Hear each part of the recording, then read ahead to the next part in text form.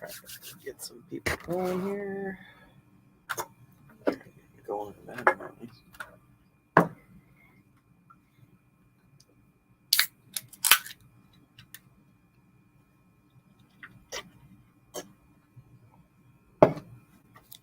I think we got one person in. Waiting for a couple people to filter in here.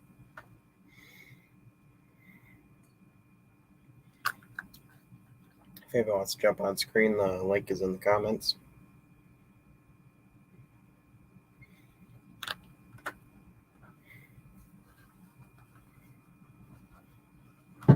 Hey, Lunar.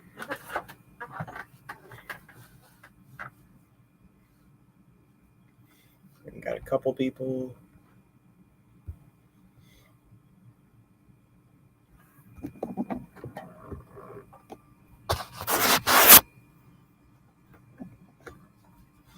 I know this wasn't planned at all. It was just kind of a random thing. I didn't do a live Thursday like I usually do, and I don't think I will do one this Thursday.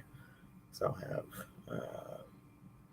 family visiting, so I probably won't have time to do one this upcoming Thursday. But we will kind of work with what we can. Kind of just a random thing, and I know some other people are doing lives right now. Do apologize for interrupting anybody's live that they're in right now. If you want to stay there, stay there. If you want to come here, go here, by all means. But just kind of some random updates on stuff, and if anyone wants to talk about random stuff or whatever, that's always good too. Numbers up there related to video I did today. I released the 440 dyno video today, so that's doing pretty good. Mostly positive experience. People seem to be pretty happy with it right now, so that's good. Trying to see if I'm interrupting other people's lives. Hopefully not, but if I am, I do apologize for that. Winner says, yeah, I'm sitting here editing a couple of videos. I've had a bunch in the queue to drop.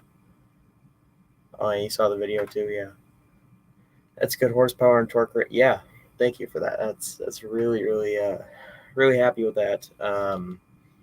And at the end of the day, I would have been happy with just a little bit more, but I'm happy with what I have, because the more I look at it, with the limitations that the car itself has, it's not going to be able to put all that power to the ground to begin with. Hey! There you are. Fair warning. My internet is garbage. I might drop in, but I'll be right back if I do. Sure. Yeah. All right. What engine make? I didn't watch the video, but I want to know what it do. Hey, 500. You made over 500. You Yep. hit the head. Hell yeah. That's pretty strong. That's awesome. What was the compression on it? Did you ever find out? I don't know, but based on my rough calculations, should have been about 10-1. 10-1. That's pretty good, dude. Yeah. Very, very impressive. And you got a good deal on that, right? What was that? You got a good deal on that too, right? It was sitting on a garage floor. Yeah. All right. Good stuff, dude. Hell yeah. From the outside, I never would have known. Well, there was some hints that there was something going on with it. Because it had adjustable rockers. You could see that through the oil fill in the valve cover. Yeah. You could see it was that, so you're like, oh, maybe there's something going on inside. Then on the outside, it had a 7-quart Mylodon pan. So I was like, maybe. That's and that's cool, what it did. dude. So that's cool. Those are good. It had a tunnel ram on it at one time, so it probably would have made a little more with it. I was gonna say, yeah, it probably would have made a little more of a tunnel ram, but that's still stout. Yeah, the limiting factor is what I did. Is I basically got the engine, I tore it down to the short block, just making sure everything's good. Cleaned it up, replaced gaskets, nothing major. I didn't change anything about it. Right. But I pulled the cam out to figure out what it was. Yeah, did you ever call them and figure out what the hell it was? No. I talked to my engine guy about that, and he looked at it. I brought him the cam even. He looked at it, and he's like, yeah, the number that's stamped on there, that's just the core grind number. This is probably a custom cam. Oh. So I don't know exactly what it was. All I know is that it was 540 lift on both sides. You could go a lot more lift too in that engine if you wanted to. Yes and no, but I'm having piston to valve clearance problems. Ah, gotcha. And I mean, you can always the fly intake. cut, the some of the reliefs into the pistons, but I mean, if There you're already are reliefs in the oh pistons. no shit. Yeah. Well, still though, that's stout. Like I'd feel good Oh yeah. about that. Yeah. I'd feel good about that. I'm happy with it. And the other thing is like the big thing that kind of I believe slowed the engine down as far as potential is how do I word this right? The intake port to the head port was a pretty big mismatch. Mm, Um, the heads have been opened up a lot, and they raised the ceiling on those to get a lot more flow on the ceiling side of things. The intake that I put on it, as well as the gaskets, because I didn't have the intake touched at all, was pretty much stock port size. was the tunnel ram port matched to the heads? I don't know. I never had the tunnel ram. Oh, you never had it? Okay. No, it was taken off before I got it. Yeah, I remember you said it was taken off, but I couldn't remember if you said you had it and you just didn't put it on or. No, story goes the engine was in a 70 Roadrunner at one time. The car got brought in for restoration. They didn't want to use that engine Mm, because it's not right for a Roadrunner. right. And so then the guy took it out and basically had it sitting on his garage floor. And his buddy's like, "Hey, I want that tunnel ram." Okay, I'll sell you the tunnel ram. He sold the tunnel ram off of it, and that's just what I got. Gotcha. Never would believe that was just sitting on a guy's garage floor. Yeah, that's crazy, man. Like, and you said Mhm. from the bearing shell, you think it's like from the late '80s, early '90s. 1988 is what the bearing says. Yeah, so it could have been on the shelf a couple years. So it's probably Right. '90s, right? Yeah. So Could like be, yeah. dude, that's super stout for the '90s. Like we gotta think about the Hmm. '90s here. Yeah. Mustangs had what 185 horsepower, Yeah. right? And you're Yeah. pumping out and that was just like, yeah, that's crazy. The thing that I think is crazy, and I'm not well read or well versed on this, so I don't know it that well. But the on the dyno sheet here, I'm holding here, it has a row for the volumetric efficiency. Hmm. It's over 100% the whole way. Like that's like so that thing's stout. Them heads Yeah. must be, yeah. 'Cause I know you said they were ported to the Right. extreme. It's on this side. I don't know if you guys can see any of that, but yeah, there's the volumetric efficiency. Over 100% the whole dyno pull. Like I said, stout engine. Yeah, it was good. It didn't like timing for some reason, but Yeah. 29 degrees is what it was happy at. Most big blocks are like 34, but What were you running for fuel? Like just like pump 92 pump 93? gas. Yeah, 92 pump gas. So I mean, hey, 500 horsepower on an iron head 440 with pump gas. I'm Yeah, happy with that. I would be I'd be stoked. Yeah, I would be stoked. yeah. I saw a video on that Dart. That thing's pretty solid. Yeah, like for a Rust Belt car, I'm super Right. happy. Super happy. Like Yeah. When I know the trunk floor is cheese. The guy I bought it from said straight up like it's Swiss. Like there's yeah. whole. And he said all of the frame rails look good. The only one to check is like the driver front because that was the one that was in the dirt when he found it. He said check that one. But yeah, Mm. like I like all the rockers are there. There's some rust around the wheel wells, but like I said, I'm thinking about putting in Hemi wheel wells, just cutting it all out, and like rust is gone, bigger openings. Like why not, right? Yeah. Not a bad idea. Personally, what I would do, but I'm a little bit more. I'm all ears, man. I'm all Yeah, ears. I'm a little more strict to the factory original stuff. So this is just kind of my opinion. Take it with a grain of salt. Um, it seems like the car was fairly plain from the factory. You know, you don't. There's nothing about the car that's pulling you to like, oh, I need to put this back. Right. No. Yeah. That's not necessary with that car. The only thing it has going for it is that it is an actual V8 car, so you don't have to worry about the K member, which that would suck if you had to worry about the K member, because the slant six ones are different. But so that's good. What I would do is I would do a GTS clone out of it. Um, the GTS clone cars came with a different hood from the factory that had big chrome GTS in it, and it had a stripe, bumblebee stripe that went across the back, and they usually came with bucket seats and console, and they were usually 340 or 383 cars. Yeah. So that is, and then in '69 you could get a GTS. That was a 1 year only that you could have got a 440, but those are really rare. That's what I would do. Honestly, I haven't been looking for one. I don't want one anytime soon. I got way too much other crap to do. But I do want to get a 67 through 69 Dart one day, 67, 68, 69. Yeah. They're the best looking year in my opinion. 68 is probably one of the best ones out of those three. And what I would do a GTS clone, 383. I would do a 4-speed, either just on the floor, plain, or through a console. Either way. Yeah. So I have a 833 overdrive, and that's not like my ideal transmission, but I think that's what I'll use.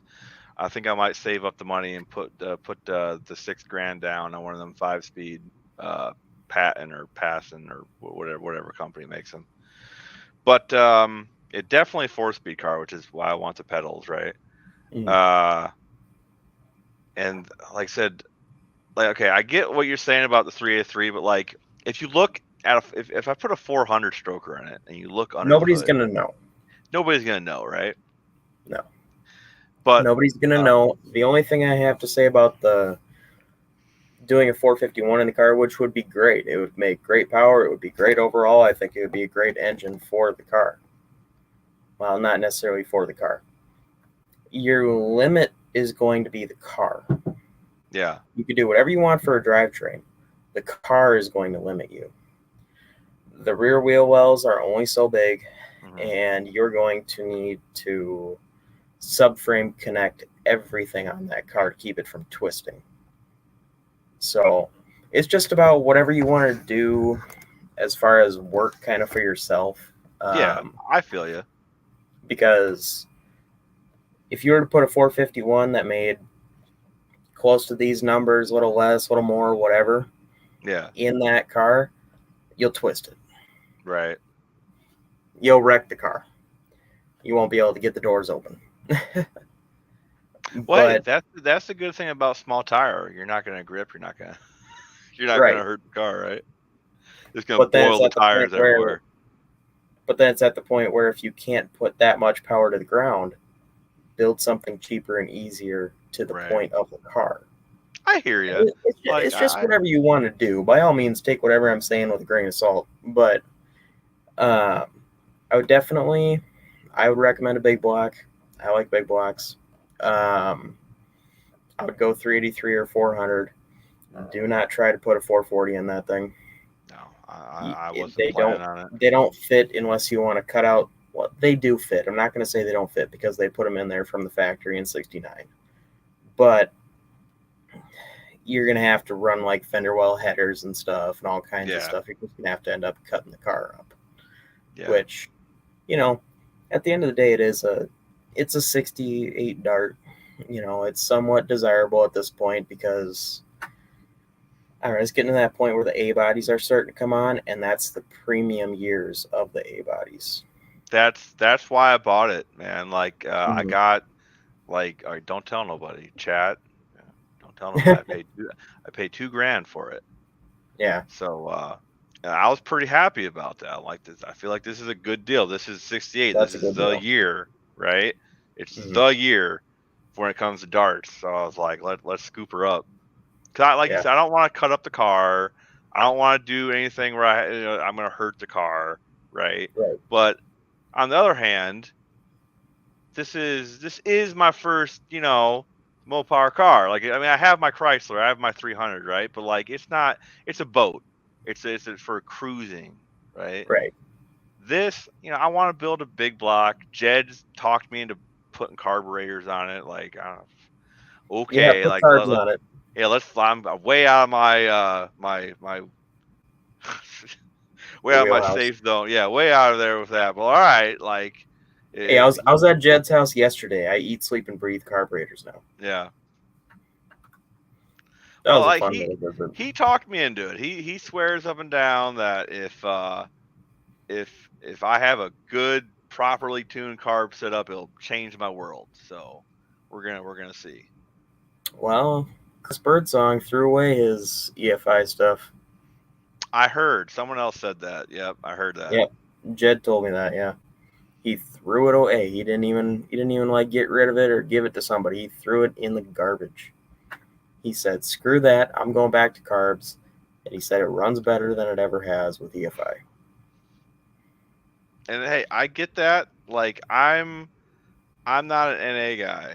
I am a boost guy, and boost with carburetors sucks. Like, especially if you want to run alcohol like I do. You know, Mm. it just turns into a big. But like I said, we're gonna try out. We're gonna build something with some cubes, and we're gonna put. I got a tunnel ram hood with the car, like an old pro stock hood.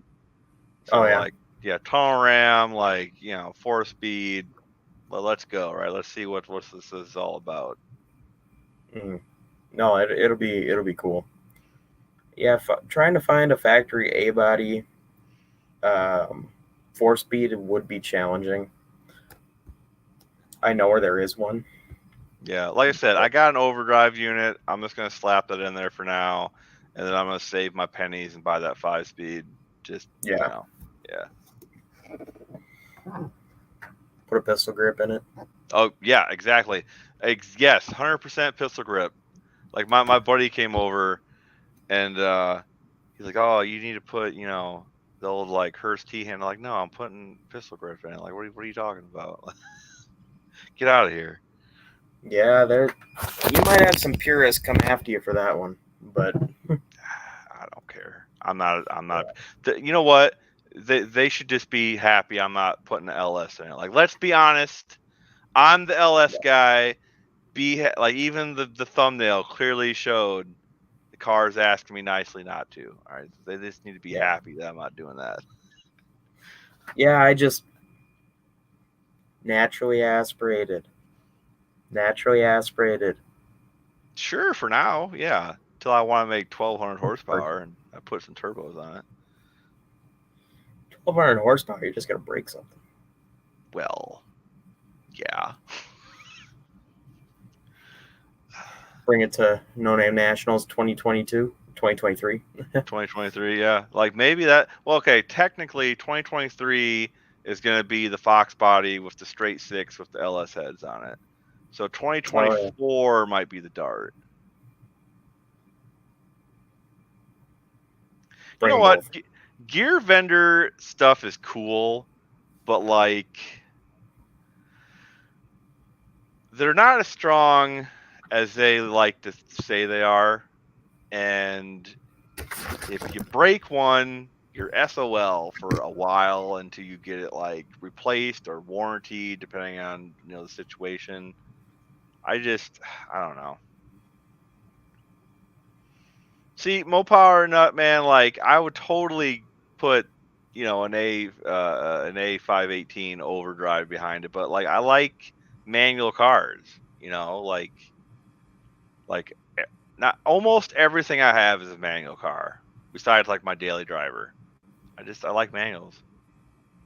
I don't even have one. Manual. So what are you gonna use? What are you gonna do with these beat body pedals? You got a plan for them, or are you just gonna take them in on trade to get to somebody? I don't know exactly. My dad wants to do a 4-speed in his Super B, so might do something with that. Otherwise, That'd be cool. having them around don't hurt. For 4-speed swap, it's about the most expensive thing you can ever do is a 4-speed swap. Yeah. Well, like I have all the stuff to do to do an AR5 swap, but I don't feel like cutting up the tunnel more than I have to already. Yeah. Like, I'll get the sheet metal to put the 4-speed hump in it, right? But I don't feel like cutting a whole. Yeah, I'm maybe. Well, we'll see. We'll see if this overdrive 833 overdrive I have works out, then it won't be a problem. I'll just slam that in and deal with it and cruise it around. Because I do want to get the small block running, get the get tires, get brakes, get the fuel system all fixed, get the Bring the car back to life before yeah, you bring the molest car it. back to life before I pull it apart. And I'm going to build the engine first, so I might as well have the car driving around. I'm going to get all the parts, so when I do put it together, it's put together. It's not going to take 6 months, Right. The less time it's sitting, the better. Yeah, well, it's been sitting since 92. Like, that's what the plate says. So it's been off the road, 30 years. Yeah, 30 years, right? So I figure, I get tires, get brakes, get the little 273 running. Oh, is that And where it is, a 273? Yeah. And just, cruise it around, enjoy it for what it is. It's an old ratty dart. Like, it's still cool. Yeah. I'm just happy whoever had it before me took the top off, because it was it would have been rotted out bad if it didn't. So do a video pressure washing it. You'll get a lot of people watching that. Yeah, I was already thinking about that. Like, it'd be nice to see her cleaned up a little bit. Oh, and if you really wanted to, you could probably bring that paint back. There's some places that it would come back for sure. Like, I think it was a different color at one point, because like the trunk lid has some blue showing through. So I don't know if it got resprayed at one point or what. Interesting. Yeah. Yeah, I like those 68. Oh, excuse me, those 68 super stock. Yeah. Throw some wheels and tires on the back that actually make it look like something. Yeah, I'm trying to figure out if there's anything I can find that would fit on it and look okay. I'm not too sure. Like, it has like 14s on it now, and it's like, I can't even find 14s anymore. So yeah, not really. Yeah, you can't find tires for them. Yeah, so I gotta find like something at least 15 to throw on it for now, so I can get tires on it. Yeah, you won't be able to fit 15 by 8s in the back. I don't think. You'll only be able to do 7s. No shit. If I remember, yeah, it's lack of a better way to say it. Yeah, it's that bad. Yeah. You can't fit. I don't think you can fit a 275/60 in there. You can't fit 28-inch tall tire. And by all means, people in chat, correct me if I'm wrong, but that's last I heard. You can't fit stuff that big in there. I'm trying to find a picture of what I'm talking about.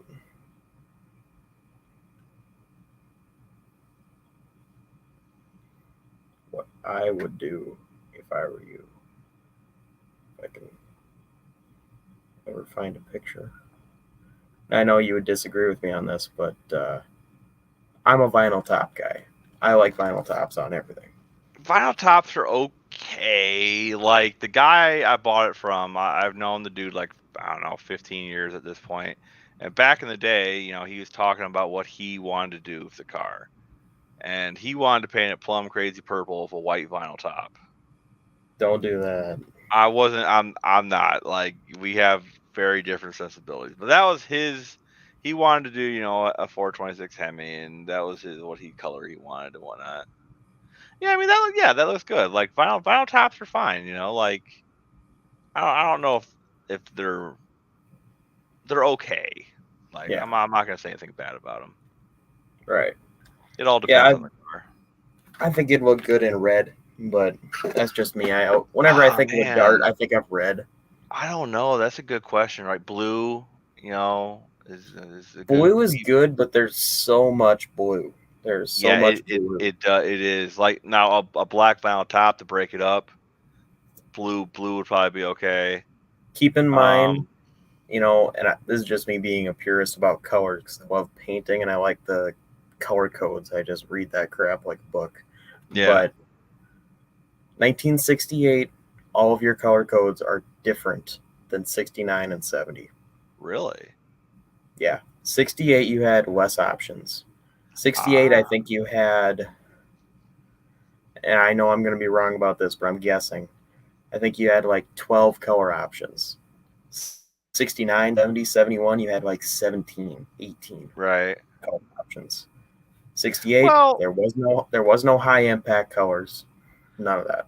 well, so so I'm a body man. I'm a painter. Like that's what I went to tech school for. Like that's not my main profession anymore because when I never got into it. But I do my own paint. So luckily for me, I can paint it whatever, and if I don't like it, I can always change it in the future. Right. Um, but I'm thinking one of the fancy colors, man, like the green, the blue, like the Mopar colors that like just stand out like a sore thumb. Yeah, there's a lot of those. My opinion, there's like as an example, everybody knows, and I swear if Jed comes on after this, I'm gonna just lose my mind. B5 Blue. If I knew you were gonna say it. B5 Blue started in 69 and went on from there. 68, there was a color similar. There was no B5 Blue in 68. It Hmm. didn't exist. But there are earlier versions of those colors. Like B5 Blue was QQ1 Blue. It's not quite as bright. It's a little darker and not quite as bright of a metallic in it, but it's a very similar color. Yeah. Just like Oh my god! you're kidding. Oh, that's not even funny. You just Yo! said B5 Blue. Ah, you should have Jed, knocked jump on in wood, here if you dude. can. If you can, jump in here. Lord, that is Oh my gosh. that is crazy. Why does this happen? I was at his house yesterday. We were talking about that. I'm like, every time we say B5 Blue on a live, it's like there's a disturbance in the force. Oh man, There, you gotta be kidding me. that's great. That's You couldn't ridiculous. have timed that better if you tried. Like if you Yeah. planned that, you couldn't have timed that better. Oh my gosh. That's ridiculous. All right. So enough about my car. What is this monster engine of yours? Where are you putting it in? Like, what's the plan with it? It's going into, so long story short, it's going into a 1966 Belvedere that I'm patterning after a car that my grandpa had that was a former drag car. So when this is not the same car, but when he got it, the original car, it was white, and on the quarter panel in big blue metallic letters, the name of the car was Cheap Thrill, Okay. and it said Cheap Thrill on the quarter, and it had a 440 in it that probably made at the most 425 horsepower, so not that, and it had 456 gears in it, 8 3/4, and the car was stripped down pretty good. It had barely anything in it. It had one bucket seat in it, and that was it. And it was a column shift car. So I'm taking that and I'm patterning it after that, but I'm modifying it. Okay. It's it's gonna have a full interior in it. It's gonna be bucket seat console, automatic. The car was an automatic. Um, it's gonna have the other 440 in it, obviously. And I don't know. It's gonna be white, just like the original. Yeah. The original car had kind of a medium. I don't know. It's hard to say. it was blue interior, but it just had slightly blue on some of the panels in the dash, and the seat in it was black. Black is a lot easier to come by. I'm just going with black. It's easy. Right. And I'm So gonna have it's a tribute car. It's not right. It's not a replica. It's a tribute. No.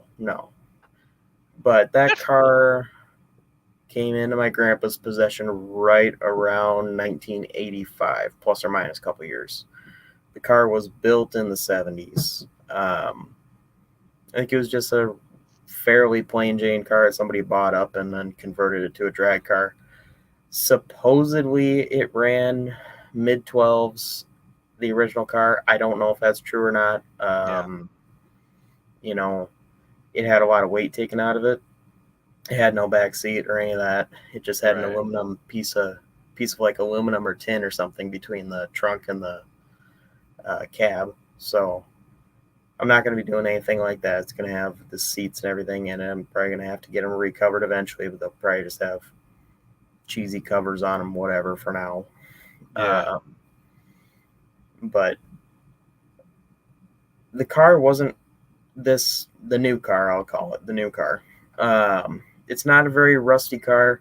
I do have to fix the quarter panel. I need to finish welding the inside of it. But other than that, that quarter panel is pretty much done. The other side has almost no damage to it. There's one spot about the size of a quarter I need to weld up. And then after that, there's one little spot in the floor that I need to patch. And then underneath where the battery tray was, rotted out a little bit, which that happens to almost everything. So I need to patch that. It's going to have a battery in the front. I'm not going to have a battery in the back and the kill switch and all that stuff. I'm not doing that. Just for sake of simplicity. I know it's not hard to run an extra wire or whatever, but that's just the way I want it. It's going to have some weight taken out of it, not much. I'm not Tony. I'm not going to drill holes in it. But it's trying to think, like, it's not going to have a heater box or any of that stuff. So really? I mean, that's like, so wait, that's okay. like, So you live down by Jed. Obviously, you were at his place, right? So the winters are mild, right? no, I'm in Minnesota. Oh shit. Yeah, I'm in Minnesota. So no heater box, huh? Well, it's not going to be driven in the winter. Well, yeah, but you get up early in the morning to go to work, and your windows are kind of fogged. You turn the heater on. I work at home. Okay, all right. Fair enough. I work at home. There's 10 acres of Mopar crap I got to sort through. I feel you. I work at home too. I like to tell everybody I'm semi-retired, so I feel you. I don't go anywhere if I don't have to. Yeah, but it'll be pretty cool. I mean, it's going to have some weight taken out. It's going to have like an aluminum radiator rather than the heavy one, and just some other small stuff like that. But the only thing I can get a figure on weight-wise is for a 1967, which it's the same thing. Yeah. But the only weight figure I can get is about 3,600 pounds, and that's with a 440, and that's with all the accessories and everything on it, power steering and air conditioning even. Between the power steering and the air conditioning, that's almost 100 pounds. Yeah. So that's 100 pounds, then maybe 20 pounds off the radiator-ish, and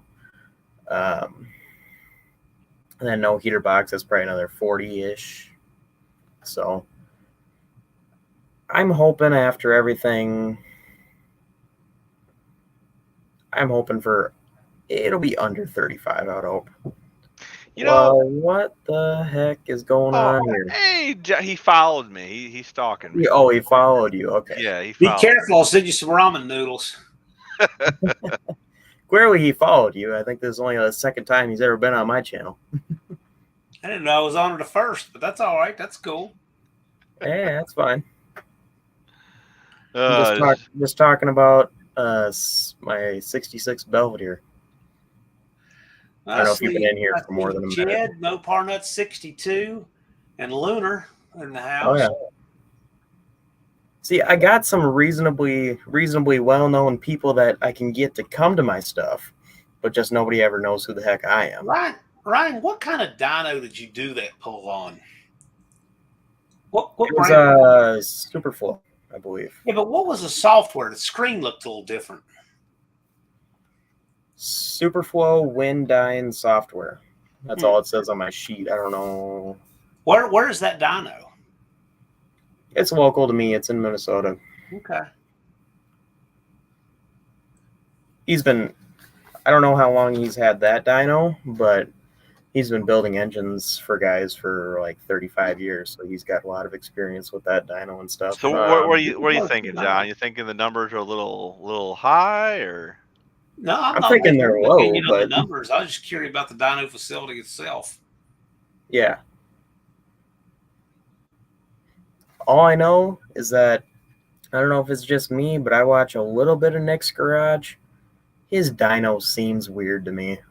All right, you know what? Since you said the name, you said Nick's Garage. I was gonna have Lunar hop in here. I want him to explain because I've heard parts of the story from multiple people, and I can't put the whole thing together yet. And I've seen him in here, and you said the name Lunar. If your mic's working, what are you talking about, Ken? Well, the 318 not working on the dyno. Didn't like there's this whole thing with this 318. You know who was there for all of that? The only person that was there for all of it, don't you? Who? Me. You. Right. Yeah. I've heard that. Yeah, I've heard, like I said, I was just gonna, like I said, Lunar was there. I was like, you know what, I should ask him because I don't know what the hell happened. Well, what happened? Well, tell me. Well, there's all kinds of stuff that people don't get and don't see and everything else. Exactly. Right, everybody get popcorn. It's story time. I don't like coming to a conclusion on something because I wasn't there. I don't know. I'm hearing this from this person, that from that person. Well, I can tell you this for sure. What went on up there at Nick's? For one, he cranked on that engine with a new cam with no break-in for 12 minutes before he found out his ignition box was bad. I know that. That's not good. The distributor didn't have a curve in it, okay? And it was running 50-some degrees of total timing. That's why it was pinging on the dyno. And so that should have been, should have had a distributor set for one up there, okay? The stuff that was all in it was stuff that came out of the heads. All that debris was that. That's what that was. I remember all of it. Here's the thing. Here's the sad thing. This is the thing that I'm sad about. Once all that stuff was out of the heads, you changed the oil and all that. Okay, good. The main bearing thing, which Lunar can answer better than I can, but it was my understanding it either had a cut crank or a badly worn crank on the wrong size bearings. 10 under crank standard bearings. So you had good oil pressure when you first fired it up, and it dropped off real quick, right? Right, yeah. But that's what that was. Well, Lunar changed the crank. The trash had cycled through the heads to where it was out with the oil change. Break-in lube was out. I think you curve the distributor, right? You got a curved distributor for Tall John. At that point in time, I'd like to know what it was, because I think it would have made a nice pull, but I don't know. I don't know if you heard all that, Lunar. I was recapping the old infamous dyno day, between the one that what you did see from Nick's and what all that didn't make the cut on the video. Oh, no, I missed that. What was going on? Yeah, I was telling them about all the stuff, getting that 318 on the dyno and not having the curving distributor and the distributor box thing where he didn't have his box hooked up to it and all that. It was a fun day. Yeah, there was all that stuff that went into it. But with all of that remedied, it'd be interesting to see what it would pull, because I think the heads had a lot of promise in them. I think the heads need to go on an engine block that actually doesn't have ring issues. Well, I mean, the block took a lot of work. I mean, we got it down to within a thou and a half of taper, but it had a bad spot in one of the walls and some stuff. But like Tony said, if he didn't see that in the block when he was getting it, he wouldn't have used that block again. So right, no, I agree. Well, machine work, I still think that engine would throw down a good dyno number, just like it is. It has a lot of blow by. I don't care. I still think it'd throw down a good number. It would be better if it didn't have blow by. So I mean, it wouldn't die. it'd be worse. It'd be worse if it had the stock heads. Yes. It'd be interesting. We'll have to see. It's finding a place to have a dyno. Everyone that does dyno stuff around here, they want an arm and a leg because they're all like Dan Bandel, who makes $60,000 engines for their dirt cars. So, Yeah. Yeah, my dyno to do my 440. We're there for 6 hours. It cost me less than $400. Yeah, no, they'll charge Wow. And Mopar Nut, because Ken asked about the dyno, I picked it up from there.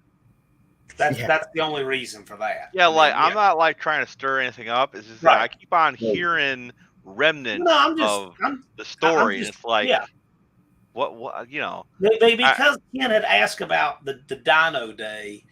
I mean, there was all kinds of fiasco abounding. I don't think anybody denies that. I mean, we lived it, but I'm just saying it. I came on because we were talking about car weights, and I just talked to John today about what I did. Oh yeah. We were talking about car weights before you came on. Yeah, John. We're saying my car will probably be about 30. I'd like to have it 3,400, but I'm hoping for 3,500. John Wolford. Not going to be light. Lunar's telling me like he got his car all the way down to 3,320. Yeah. My Dart, when it had a steel hood, steel wheels, AC, and everything, jack, spare, all of it was 3,310. I have everything but a spare tire, but I have the AC. I put it all in the car for it because it's not installed yet, but because it's all going to be electric. But yeah, no, I stripped that down. I took the 75-pound electric seat out for the Dart. Let's see. Here's part of the seat right here. I got a manual one from a guy locally, and the manual seats are 35 or 25 pounds. So, I just hate all that complication and weight and stuff. Pull it all out, send it down the road, get yourself a lot less weight in the car. Joe's here. Joe's in the house. Just Mopar Joe. Cheers with some water. I'll tell you what. I went to my second dirt race Saturday, and my camera was so dirty. I washed my hair 3 times, still getting dirt out of it. Yeah, I'm glad I got that video up too, Joe. It took me a while to get through it. I had it all done. I wasn't happy with it. Started all over. I actually spent more than 10 minutes editing a video for once. Hey. Editing sucks. Why do you guys do that? Dude, I got so much footage I need to like edit down. It sucks, dude. I got a bunch of stuff I need to get out. Yeah. Trying so hard to get it done this week. I've been down at Hemi's all past 2 weeks, and I'll be there all this week, so I'm like way behind on everything. I have so much video that needs to be edited between everything. I need to park my Roadrunner next to Roland's really nice looking Roadrunner just so they can have a nice contrast. Oh, from which one? Which car? I need to park next to Roland at Carlisle just so he can have a real nice contrast going there. I parked my road or Cadillac next to it, and I'm like, oh, those are 2 beautiful cars. Roland has a nice 1971 Roadrunner. I did a video here where Roland is awesome. He spent a lot of time tracking down previous owners and found the original engine that was pulled out because it got broken. I don't remember what happened to it. He had it rebuilt, reinstalled so that his car was a numbers matching car. That's cool. Those 2 car owners separating him and the original engine. He is dedicated. What's his last name? George? Roland George. Yeah, Roland George. Yeah, I know him. Yeah, didn't you meet him? No, I just know him through Facebook. Oh, okay. Doesn't he help run the 71 registry, I think? Yeah, he owns that. What do you call it? Registry. In fact, I think I have like 4 or 5 cars in there. I found that one in the salvage yard, and I sent it to him. I'm like, I'll be honest with you. If it pops back up, it's a rebody. NSB, I got an interview with Doc Baker from Little House on the Prairie. What? When I hear Doc Baker, I think Little House on the Prairie. Yeah. Go Tom. Yeah, 430.78 is booking it. Yeah, I'm looking to see. Really looking forward to seeing that Barracuda of Joe's up in person. I didn't get the chance to see it while I was down there. I've seen it. Pretty cool, clean car. That's gonna be cool to see down. No name nationals. No name nationals. Yeah, speaking of 71, 72 Roadrunners, there's one. My personal favorite of the Roadrunners, I know John Wilburn may have a different opinion on that, but I like those fuselage body styles.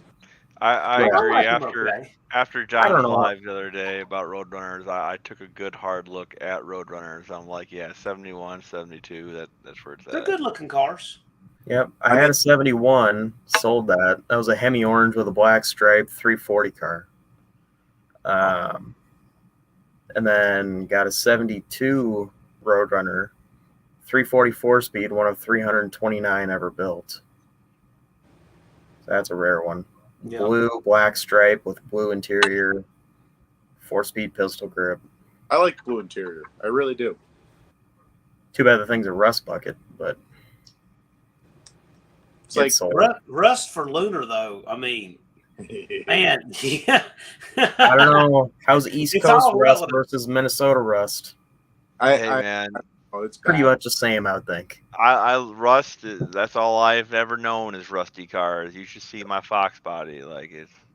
I'll be honest with you though, I'm tired of it. So that's why I bought that satellite or that Skylark down in Texas.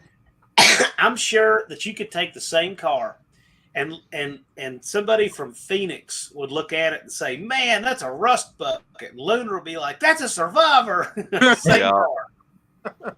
Yeah, they got some nice cars in Texas. I was in Texas yesterday. No, day before yesterday. I just got back last night. I was in Texas for a couple days, and I stopped in Kansas, and I met Jed. Oh, nice. That was awesome. The only rust that was on in that car that's significant is the dashboard. I got to take the old dashboard, the GS. Of course, that means cutting all the welds out or doing something. But I don't know. It was weird. They go in between in GM. Late 60s and 69, they switched a lot of things over to plastic.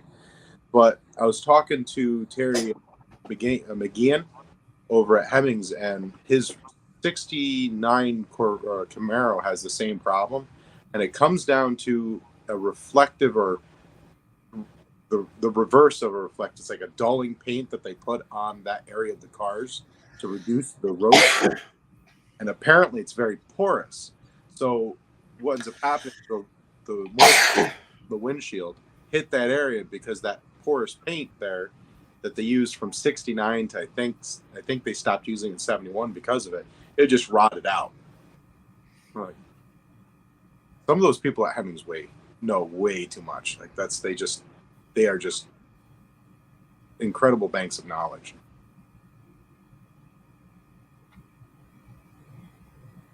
Yeah, Mo Barnett, I agree. 71 Roadrunners and GTXs are awesome. 25 by 30 garage. I guess 750 square foot garage just didn't read as good, right? What? That's a small garage. 750 feet? Hey, I got a garage apartment that's 665, so bigger than that. I got a 32 by 30 or whatever. I don't know what it is. My garage that I just storage. Yeah, you can't do anything in there. We got like a 32 by 30 or 32 by 32. I'd have to check, and then a whole barn, and then a shop off the back of the barn, all full of crap.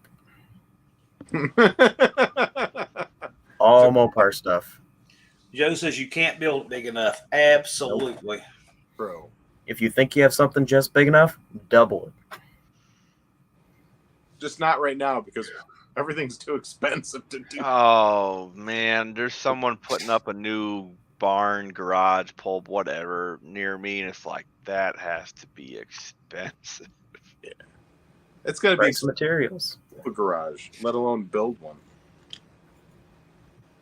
My garage is 24 by 30. Come to think of it. That's about the size of the one that my stepdad has me move into my house. It's big enough to be able to work on one car comfortably. I've had 3 cars in mine. Not working on them, though. No, gosh, no. That'd be tight. 300 by 300 is still not big enough, Mopar Nut. The only thing that scares me about having a garage that big would be heating it. Scares me to death thinking of cops heating that by thing. 300 feet. Oh yeah, that's. Oh, We have down in Troy 50 by 100, and that thing is a bear to keep warm.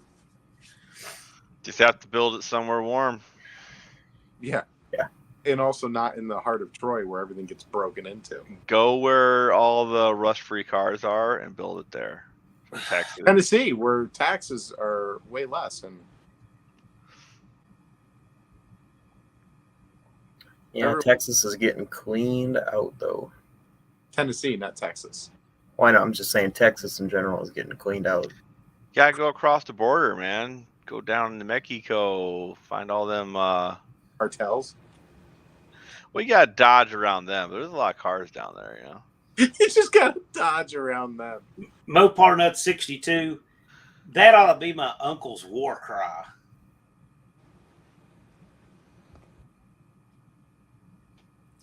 A horde, therefore I am. I'm telling you.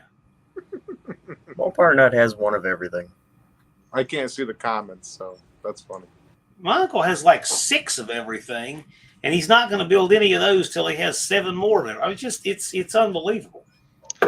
My old man used to be like that. He kept everything until one day he didn't, and it started with, I want to say it was a 68 Charger RT. I want to say it was a 440 4-speed car, and he sold that, and it all went downhill from there. So what's going to happen is there's a 400 that I'd love to have, belonged to my grandparents. My uncle's got it hoarded up in a building, and his son, and he got some $300 70-some Dodge Power Wagon. He says he's going to make a Simon & Simon clone out of, and it is never going to happen. I mean, this truck is a disaster. It's never going to happen. And yet, that's his excuse to never get rid of that 400. I'd love to have that 400. I'd love to put it in the Roach Runner. And I'm building it now. Well, anyway, you know, he won't do that. And in the meantime, he's going to get 6 more trucks and everything else piled in there. I mean, yeah, it's just the way it is. So there's going to be an estate sale there because he and I are the same age. He's 4 months older than me. He's going to croak, and I'll be dead. And anyway, maybe Ryan and Ken and Lunar there can all go to the estate sale and get a good deal on that 400. You know what? You're not. It's not even a joke, though, man. That's what's going to happen to That's all exactly these what's guys. going to happen to it. All these guys is hordes, man. They won't get off anything, and it's just all going to go for pennies on the dollar when they die. I won't say on Ryan's live what I told him when he said he was going to put it in that truck. It's not going to happen. I just figure by the time the kids want to have college, at least I'll be able to afford a half of a semester, maybe even just the books. So, Oh no, it's time to forget about that. Why would you want to spend that money to go to a place to get indoctrinated when you can go to trade school and learn how to do something when the lights go out? Yeah. I mean, we're just to that point now.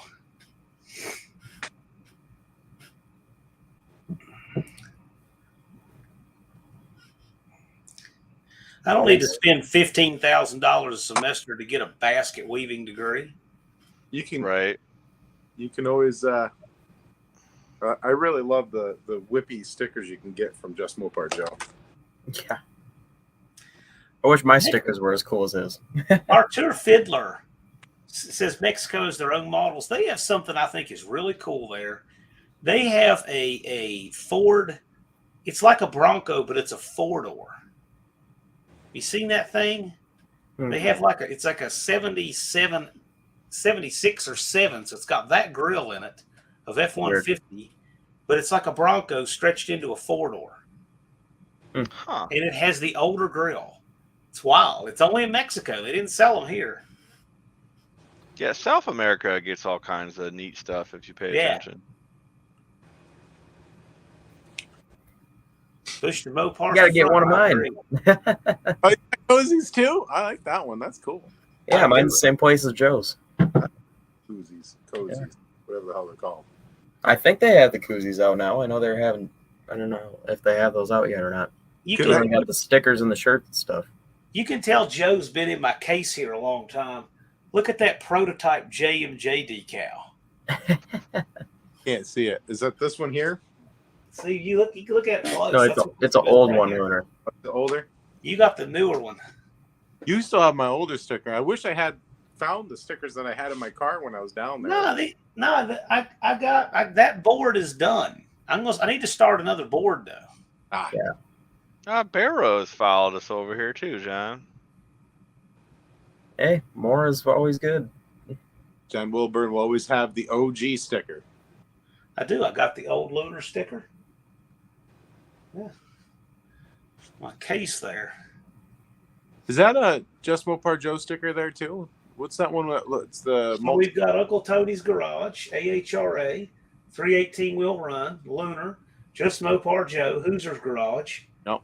Bad Tree, Jim Bennett, Two Hacks, Woodstock style sticker, and Mopar Owl. Yeah. These are all. I mean, these are two sponsors that have helped me out, but these are all people I've met. By the way, question. But What happened to Coast Auto Reaction guys? Haven't seen them in forever. Oh, they were. He got sick, and then I thought he got better. But yeah, I haven't really. I'll have to reach out to him. Hmm. I actually didn't meet Wood and Metal Garage, but he did send me a sticker, and I didn't meet him. But I met Just Mopar Joe. I met these guys. Sometimes I think I've met him. Yeah. I need a sticker from Mr. John.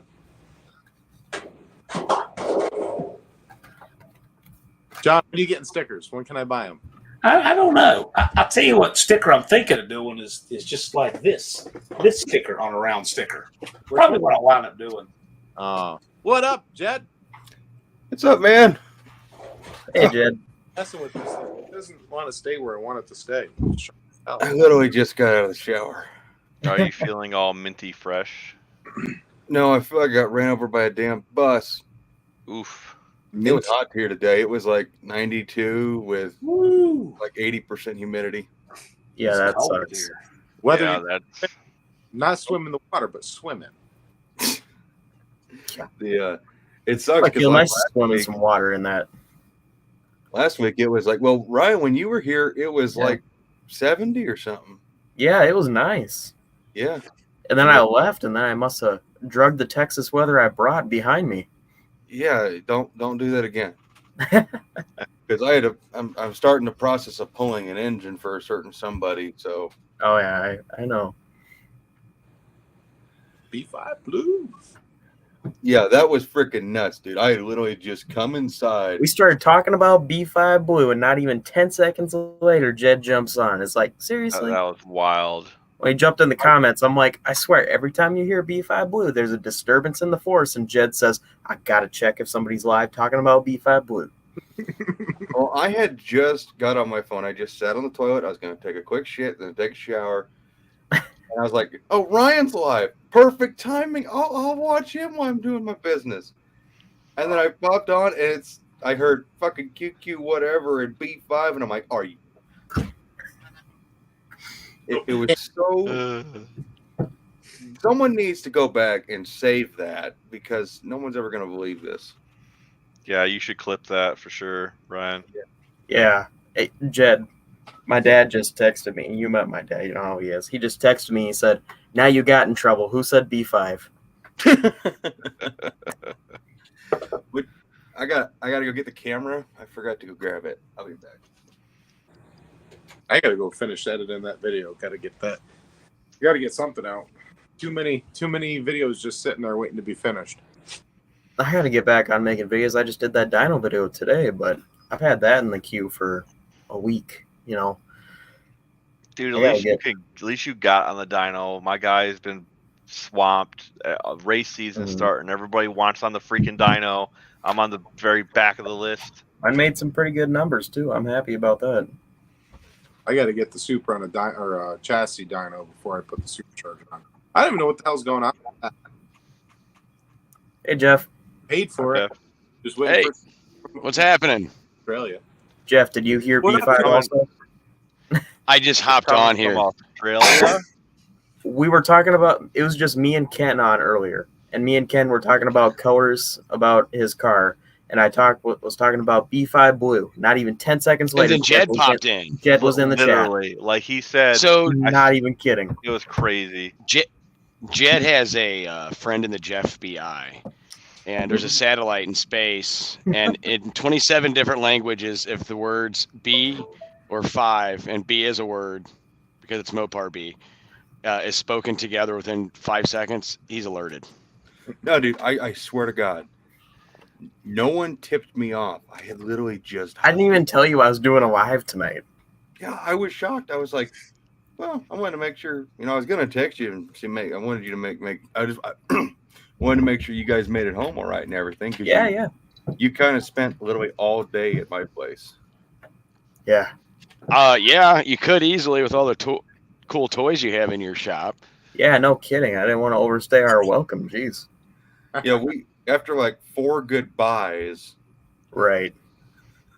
Them are always fun. You say goodbye, you get talking about something. You say goodbye, you're talking about something else. It's that Midwest goodbye. Yeah. How you doing, I don't know Lunar? if that's Hi, just John. a- Hi, Ken. Howdy. I got to hop off and go finish up this edit here, but I'll definitely catch you guys on the next one. Yeah. I'm in the middle of tallying. I'm tallying up numbers for No Name 500. Going to see how many subscribers Ken has here. We're working on it. He's got like Dude. 435 or something. Yeah, like John, it's been going so fast. Well, let's find out. It has been moving quick. Actually, I don't even know. Do you know we shouted you out on Uncle Tony's Garage? You probably got a bump up them Sunday. Yeah, you got a bump up them Sunday evening. That's where they came from. Oh no, I didn't. That's awesome. We were talking about your cylinder hit thing. Yep. You're at 435. Yeah, I've gotten like 2 since I've been on this live. Which puts you in third place unless Big Mike or Jerry picked up a bunch. So you're right behind 113 Cycles and Bubba Ayers. You think you can leapfrog them both and be the 18th member to cross the finish line? I would love to be top 20, like in the first 20. That's for dang sure. Well, you can be 18th if you beat those two. I see there's another Mopar in the mix, some Twisted Frame Films. Not registered. I only keep up with the ones that are registered. I mean, not say I want them to register, but they have not. Big Mike's at 426. He's picked up 9. Yeah, 426. That's a good number to be at. And then we'll see what Jerry's got, and that'll be all of them in the 400s. Jerry is at 413, I believe. And he's now at 414. So there we go. I got a whiteboard too. 113 Cycles, Bubba Ayers, Tall Garage, Big Mike's Empty Barn, and Jerry. That's all of them that are in the 4s. Well, like Buzz told me, it's the unique stuff. It's what get like, and I didn't think that video was just gonna shoot me up like it did, but it was over 100 subs in a day at first. Yeah. So I think you got a lot of promise to have a bigger channel and everything anyway. There's a handful of people that I think are going to overachieve out of this whole thing. Actually, I got 4 on my list that I think are going to overachieve, and you're on it. So that makes me feel good. A little bit of motivation to help me keep going. If I can be as half as good as Jeff and Jed here, then and I don't mean sub count. I mean like half as good as putting out like enjoyable content. Then I'll be happy. You got to be Well- half brain dead to enjoy my content. I mean, at least This you're stuff like is you're good, doing you're putting like everything on the line. Like I'm a speed shop and I'm building this stuff. You know. I like Jed's stuff Oh my because God. he's very clear about it. He's making memories with his dad. And I think Yep. that is just like the most righteous, badass reason to be making videos and doing well at it. The van So I stuff, wanted- I man, wanted to- is cool. I wanted to say this to John Wilburn. John, I had this realization, like, what was it? We had Brian's birthday live, and I had this realization. This is something in my brain. Finally, two little things they connected, and this is not the PP to PP thing. Two nerves they connected. And it's like I was sitting here just kind of relishing in the moment of all these cool dudes hanging out. You know, I'm gonna try and name everybody, and without your event, none of us would have ever met. Well, that's the thing that we were talking about a little bit on Dr. Arts. Like, for example, there's nothing that would have ever denied Two-Hacked Jeff and his talent. Nothing. That's true, yeah. Not if we wanted to. Okay, nothing could have. But here's the thing. Jeff, you're 42, right? 42, Yeah. 43? Okay. Yep. So for 43 years, nothing inspired Jeff to jump in and do this. Nope, and I was out of cars completely. But it could have been years more. It could have been years sooner. But this just happened to be the one cosmic thing that got Jeff to say, today's the day, and took off. Well, I just Now want he to thank did you. it. Jeff did it. Jeff did everything. He gets all the credit. Yeah. But whatever it was, this event was the thing that inspired him. It was And the then, name, man. The there's all name, no kinds of- names. You know. But there's all kinds of channels out there that, for whatever reason, this is what got them to jump forward. This is what got them all networking, and I think that's great. And they all bring their individual talents. Like, for instance, nothing's going to deny Ken from Tall Garage. Shoot, no. Mm-hmm. But if this is the thing that makes more than 20 people have heard of him, that's awesome. It's cool because, like, I've been doing this since before, you know. So 2019 is when I started making videos. I've never done it on a consistent level, but I've been doing it once in a while. It was the no-name stuff that kind of brought everything together and then inspired to actually make anything on a consistent level, you know. Same. So Well, as somebody that was doing it, not that I'm anybody at 650 subscribers, but as somebody that was doing it a little bit before, my personal opinion of what you're talking about, it kind of pushed people that were even already doing it too. here's the deal. Yeah. Here's the deal. The difference between a dream and a goal is a goal has a time frame and an action plan. So there's a lot of guys out there that have great dreams, because you got to have a dream, right, to start with. But then to make it a goal, it has to have a time frame or an action plan. That is why there is this behind me every day. So we set a time frame. There's a time frame now.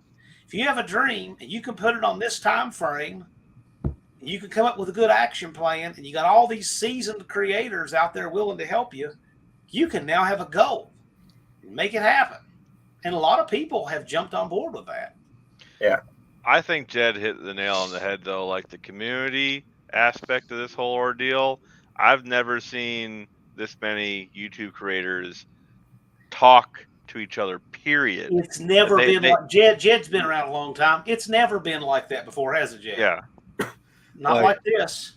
No, Well, that's no. why I like doing a live once a week, is even though we never like actually doing anything on the live, we're talking about stuff, sharing ideas, and communicating as a group of people. I will say this: it wasn't anything unusual for like Birdsong or I to talk to each other. We still do. It's also the same thing, you know. Like every once in a while, I'll talk to McCool. I've talked to Luke at Thunderhead. He was actually going to come help us with a Cutlass deal we did. You know, like we would talk, but it was never anything like this. And I do want to thank you, John, because I wouldn't have met all these new cool guys, and it gives like these live things I enjoy this more than I enjoy filming my own content. I do too. It's I do more too. fun. Hey, you know, part of it is too is you look at like these really large channels. There's not a whole lot of interaction with their fans. We're all just like this level playing field where we interact all the time. You know, another thing too is this whole thing. It kind of catalogs what we do and how we all interact with each other along the way. That's another thing that's never happened before in this community. So for example, you can look at the history, you know, of any channel and see years of doing these things. But this is the first time that all of that gets mixed in with all these other channels. It's kind of like, you know how you'd watch a sitcom and there'd be somebody from another sitcom and they kind of intersect and have like a little, you know, collision of the universes for an episode. A little crossover. Yeah, we're doing that now. We're all crossing over each other's channels on the way to this thing in a way we hadn't before. And I think that's cool. It's cool and healthy, and it's giving us some help with doing our collaborations and things that maybe we wouldn't have put together otherwise. I think it's a lot of fun. It has been a blast. I mean, where else can you go? Like, stop by Jed's and see this magnesium tunnel ram dual plug Hemi and get to play around with it. That is awesome, Jeff. I don't know if I told you, but I was at his house yesterday. That place is awesome. Dude, it's like, oh, look at that. You know, like kids play with Legos and adults play with bigger Legos. Yeah, kids play with blocks. We play with bigger blocks. Yep. I got to figure out what I'm going to put in that roach runner. Speaking of bigger blocks, everybody seems to think I'm insane for thinking I might stick a 318 in it, but that's a real good reason to do it. I mean, speaking of big blocks, is that pure blasphemy, Jed? You know what, dude? I heard that someone else was like super against that, but you know, honestly, I don't give two shits as long as the vehicle's on the road and it's a Mopar engine. Yeah, I'm all for it. I mean, I think it's funny just to make people twist. Yeah, I mean, it's your car. I mean, honestly, like, even if you put a freaking LS or Gen 3 Hemi in it, will I agree with your choice? No. But as long as it keeps the car on the road, that's what matters. I'm telling you, just for a season, just to make people lose their minds. Dallas and I were thinking about putting something GM in it, just literally for a matter of weeks to make the internet have a heart attack. But well, if you're gonna do GM, do something like, I know, dang it, Dallas. I know he's all about big block Buicks and stuff like that. Put something like that in there. Something. Don't do a small block Chevy or big block Chevy. Do something just so like one of the forgotten GM engines, like an Olds 403 or something. The only real reason for me to do it is to make some dude with the white New Balances and the mesh hat with the bottle of his car on it at the car show have a stroke right there on the field. You just need to make sure on it. I'm going to tell you, no matter what I put in it, I want to film the reactions of the old purist crowd at Carlisle when I have this thing on the show field. That's what put an electric turbo on it from eBay. You got it. Yes. I'm telling you, there's a pair of powder blue polyester pants that is going to bite the dust when some old dude sees that car, and I'm going to get it on video. You got to make sure you hide a bow tie on the car somewhere. Just for a season. I couldn't do it any longer than that myself. But just confuse people and get one of the Canadian Beaumont emblems and put it on there. The other thing I was thinking in my head was like, well, yeah, it is a Plymouth, so put an RT emblem in the badge. Oh gosh, yeah, on the grill. Then you have so that's a good point.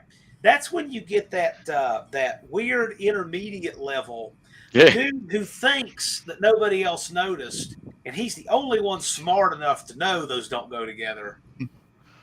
So he's going to quietly tell you before anyone notices. You'll get that guy. It would be hilarious. Yes. There was a guy last year at our Mopar show, our Mopars in the Park, that most people didn't pick up on it because it was like a fully painted car. But I actually stopped and I looked twice. I was like, am I seeing that right? It was a 69 Roadrunner with a 1969 Cornet or Super Bee or whatever front clip on it. There was It's a like, dude hold at on, Jake's wait a Dragway. minute. He had a 68 Dart front end with a scamp. Like the 70 Dart back. Yeah. Interesting. It was weird looking.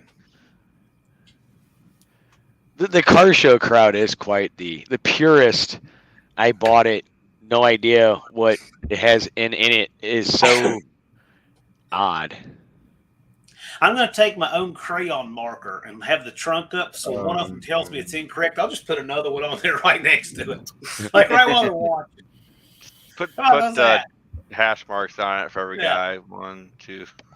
I'm going to have a lot of fun over the course of that with those people. I plan to do that all day on the Saturday. You should just put some ad on it and spell every word wrong, and like we'll trade for 69 Camaro with 426 Hemi. Yeah, and just Okay, so I should make the sign. I should say 69 Plymouth Roadrunner, and then put like Jed said, have RT, and then the engine have 6-pack instead of 6-barrel, but do every little thing wrong so that some dude you can see him with the red pin in his head, just going after your sign. If you put a 4-barrel, I call it 4-pack. Yeah. But that it's got a 9-inch Ford rear end, and see how many of them will do a push-up. I bet you'll have them down there. 9-inch Ford rear end with Dana Carrier. And how many guys will get down on the ground and get their blue polyester pants, get grass on the knees because they can't do a push-up, will get down to look and see. Dude, it would be just hilarious. Do you remember? One of the dumbest things I ever saw. Normally, I'm not gonna like knock someone's build, but I was at a car show in Springfield, Illinois. There was a big dealer that put it on every year, and there was like a Roadrunner. I remember it was like bright yellow, pops the hood, right, and it's like you could obviously tell it's a small block, right? Distributors in the back, but it had like this kit I think he made with these plates, and it had Hemi valve covers on it, like that went over it. Jed, you know what I'm talking about? Like, have you ever seen that? And I was like, what in the F is that? And it was so bad. So bad. I've seen the hokiness. Daniel Barber, I think it was him. There was a car for sale here locally where someone had a rat rod, and it had like a 301 Pontiac in it, but the guy had made his own.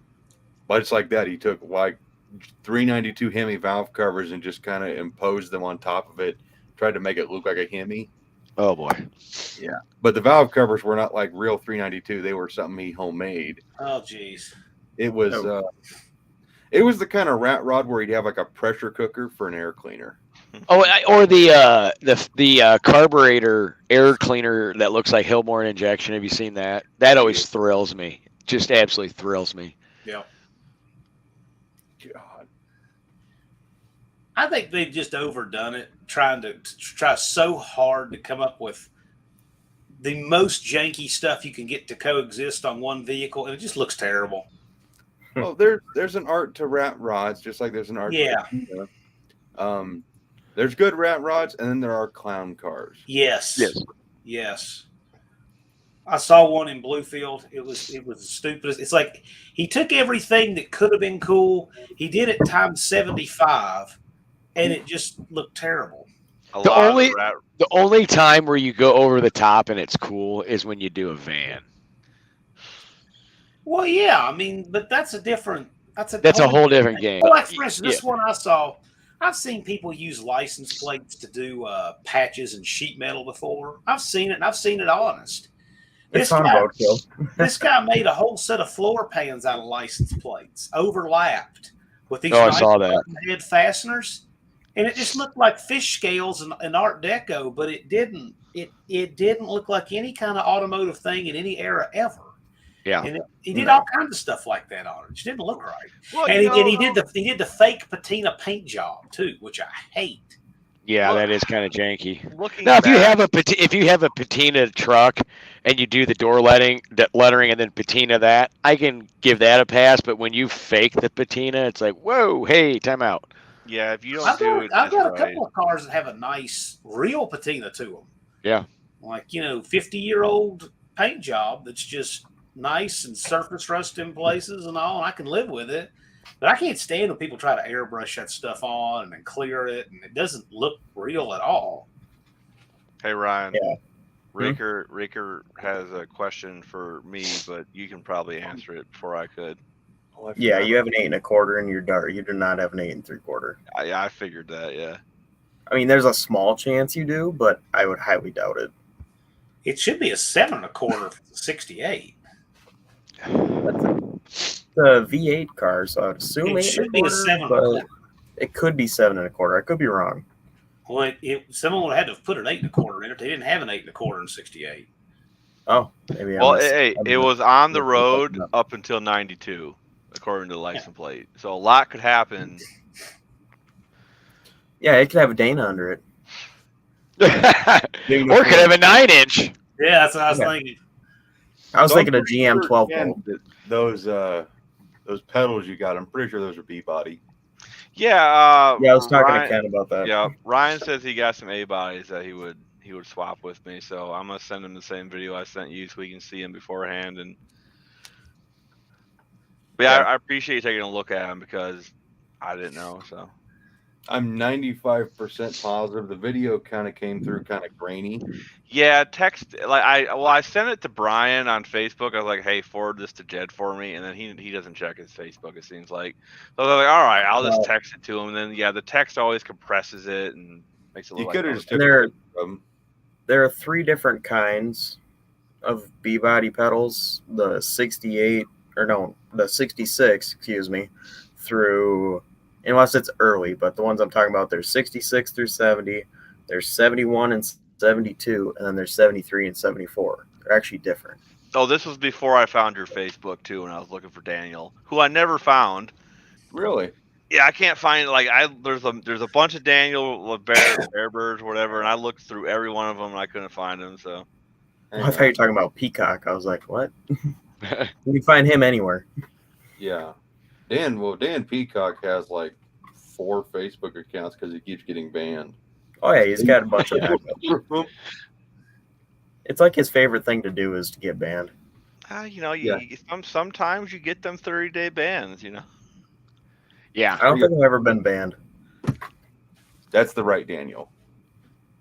Oh.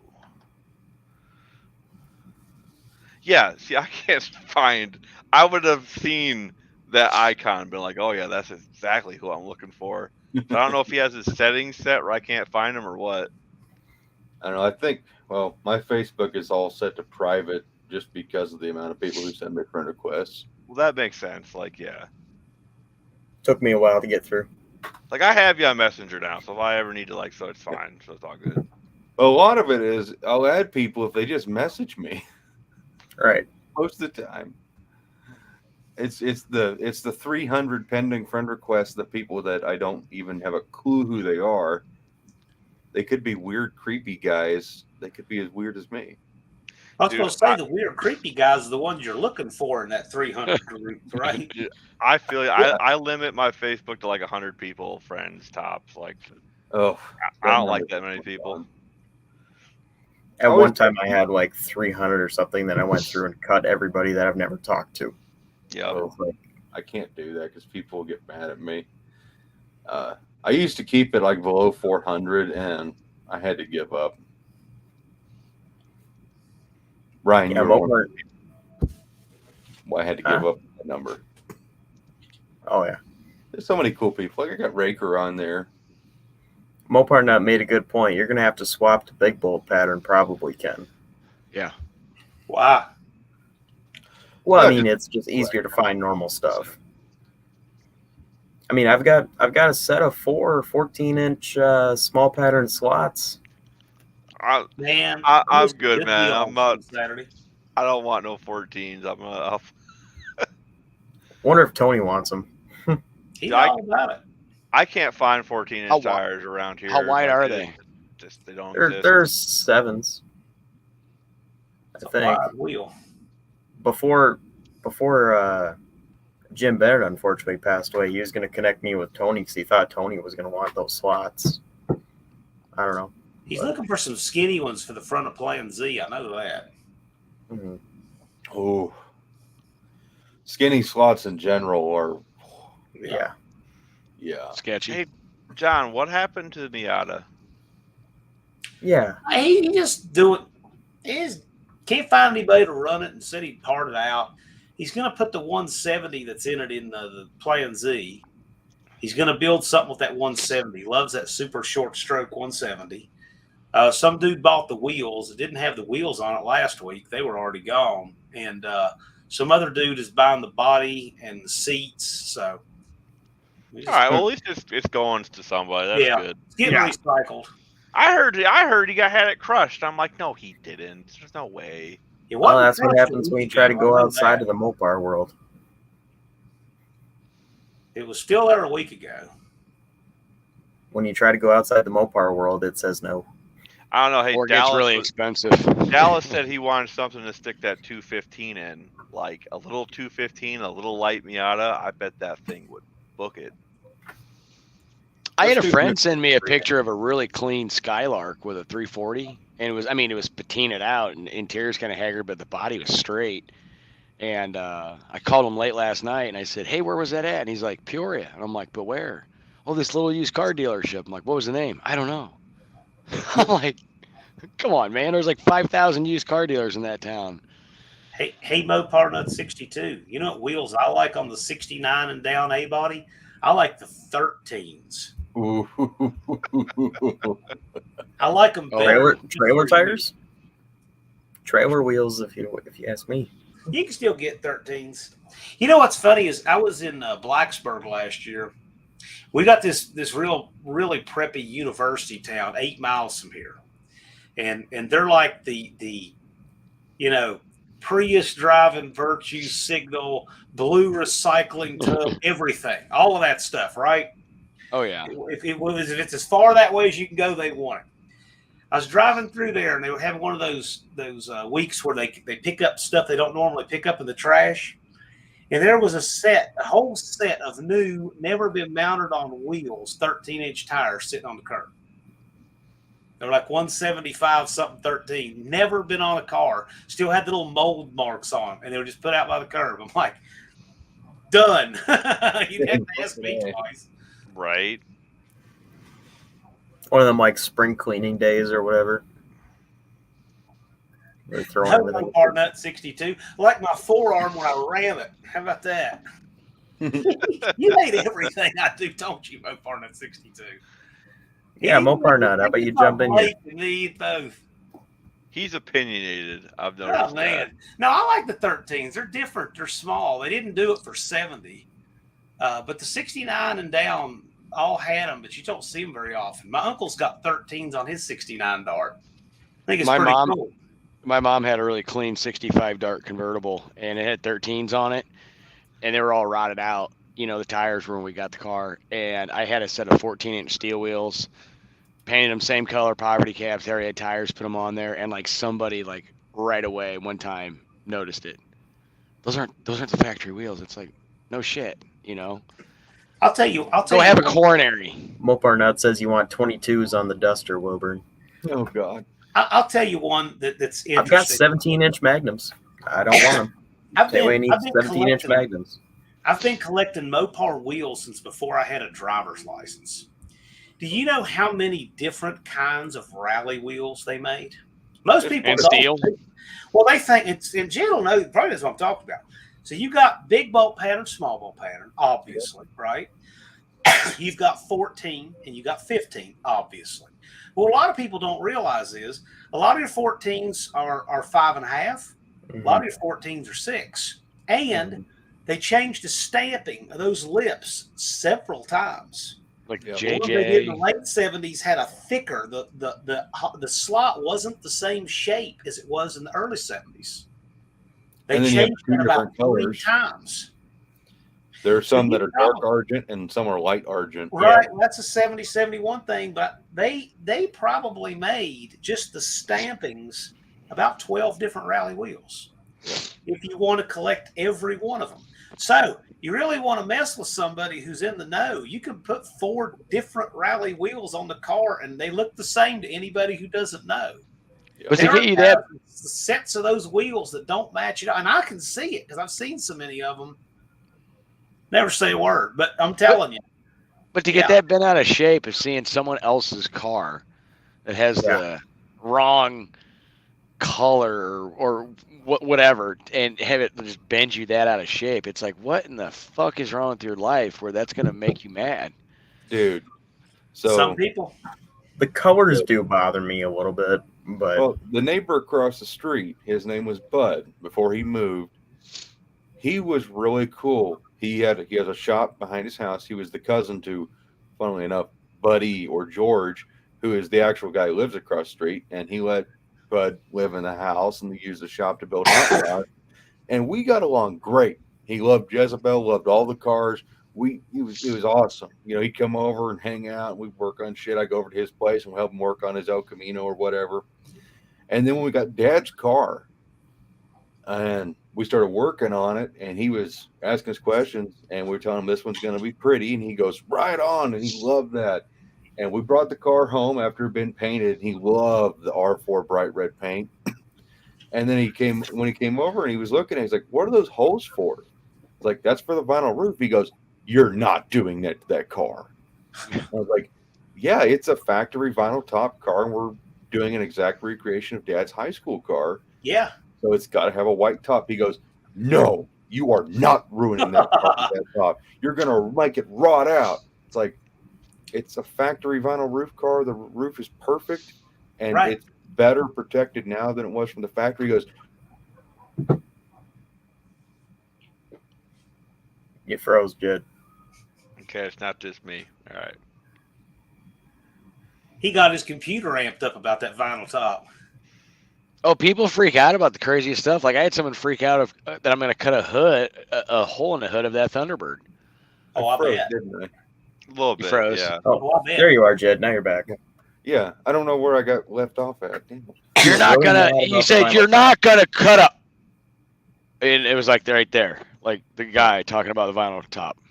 Yeah, he got all freaking bent out of shape that we were going to put the vinyl top on Dad's car. And then when it came back from the upholstery shop and we had the white top on it, we never spoke to him again. Oh, wow. He wouldn't acknowledge us. Frank Parks. I think he had to go take a shower after I told him that I was going to put the two-tone paint back on my race car. Because that's how it was raced, with that teal and black. Yeah, it was cool. I thought he was going to have a stroke. People are goofy, man. Like, Man, that's a he is a weird story, purist. man. I've How had you gonna people like tell end a me- friendship over a vinyl top? I've had people tell me not to put the Belvedere 2 side trim back on the 66 Belvedere. I'm like, I'm not welding up all those holes. There's no way. Tony, Put it back Tony on, would- man. Tony Yeah, and I would want it not back even on. Look at that 70 Super B that Joe had over at Jim Bennett's because of the disc brakes on the front. Yeah, and he hated the wheels too. Oh, he my wouldn't even God. look at it. Had those 17-inch magnets. Yeah. Those are awful. I have those. Alright, I want I to got sell a- them. I don't want What them. are they? What wheels are they? How do you look these So I'm not. So that's one thing where I do draw the line. Is like, okay, if there's a wheel height that was not factory to that era, don't do it. Yeah, I No. don't like it either, but They don't look right. And they No. make like No, they don't. they make the 17-inch magnums, and then they also make the 17-inch like Mopar rally wheel lookalikes, and they're not proportional. no. Okay, so I googled 17-inch magnums, and I'm looking at these wheels. Aren't they and- billet too? They're built. So they look like ultra. They look like ultra machined too. It's Yeah, like the ooh. faces on them that goes kind of against the tire is like machine smooth, and it's weird. All right, I Ryan, don't what do you want for them? hate them. I don't know. Because I'd have I to think look they'll up. make great swinging targets at the farm. Yeah. And I'm Not my serious. bag. think it'd be worth it. Artur Fiddler says, easy trick to tell a 15 by 6.5. Yeah, all of the. So some of them had 3 holes drilled, some had 5 for the center caps. I think the late ones, like in the late 70s, had They had 5. 3 drilled. No, 3. Okay. Yeah, Well, so I know the 6.5s. The 6.5s I put on our 73 Charger when we had it. Those had the 5 holes. Yeah. I think Brady got the those right were idea. date coded like 73 or 74. They were correct for the car. I have seen so many busted center caps. People didn't know how they went on, screwed on from the back, and they would try to pry them. Somebody would try to to just like knock them off or something. Oh. Stupid. Ryan, share my Nobody's page. got any brains to do that, really. I've seen a bunch of them that way. People. Huh? Are these Yep. what you're talking Yep. about? Ah. Like what? Like this one right here? I had to get that off screen. I was getting sick. Okay, put it back up real quick, Ryan. I just got to point something out real quick. Okay, so look at the real Magnum, right? And then look at the RoboCop version of it next to it. Yeah. The RoboCop version. Yeah. Yeah. It's the modern RoboCop too, the remake that nobody likes. Yes. Yeah. Yeah. No, it's more like the Ghostbusters remake with the 4 women. Yeah. It's about that bad. Yeah, where they had to, make every check the box off point. Oh my god. Yeah, that one. Oh. So okay, so the consensus is if bigger tires and factory on old cars is bad.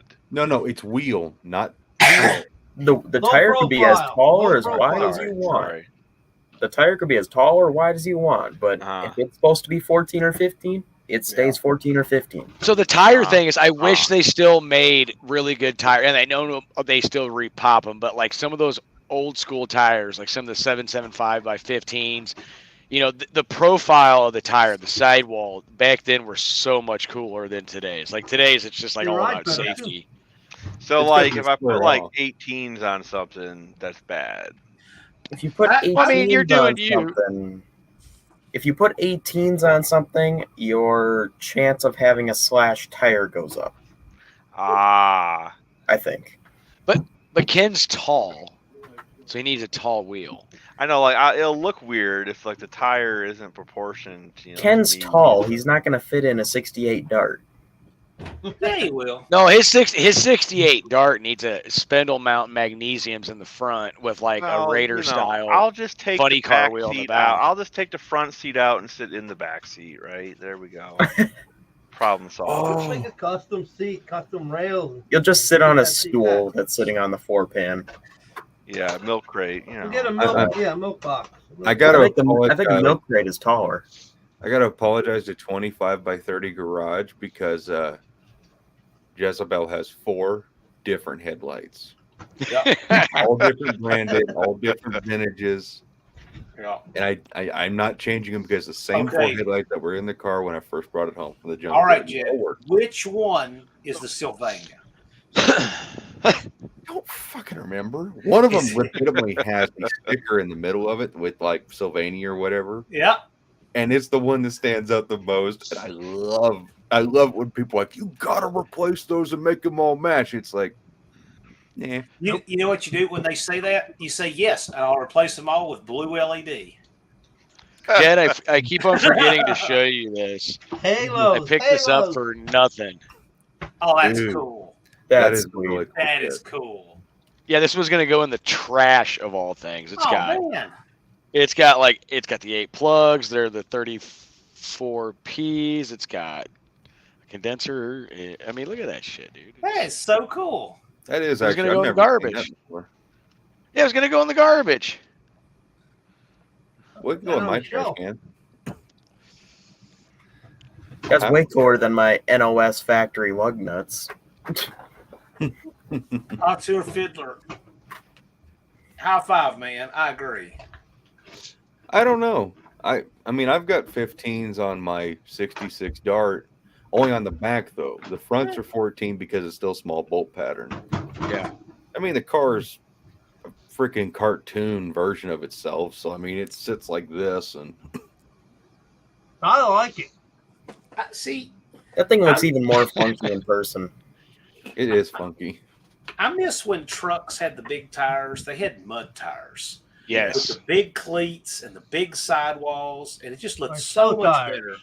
Oh, And you now mean the got these- tires where the rim looked that big and the tire looked that Yeah. big? Yeah. Yeah. But see now you got these mall walking things with 25-inch wheels with these square tires, and the Rubber LED band ground wheel brakes, tires and they're on it. never dirty. I hate all that. The automatic tailgate that goes down with the step. Yeah, well, yeah. You gotta And have then- all the Like, all the oh. electric. And then the Keep truck's warm got a squat to pee, of course. Yeah. Which is what you know, I- squatted trucks. I've never You know, heard like that when before. growing up, I remember like every kid's dad had a normal truck. You know, it was like a luxury if it had like AM FM cassette and like carpeted floors and air, you know, or an automatic, you know, everything sliding rear Trucks are made to window. work. Yeah. Now See, that I it's think like the urban squatted cowboy. truck, the squatted truck, they should put an independent rear on it so the tires camber out real hard too. Oh, So here we it looks go. Like it's squatting to pee, because that's just what that's what I think when I see that. Leave Hey, that don't for forget, the Hondas GM and did- Toyotas, dude. GM did the 4-wheel steer thing. Remember that?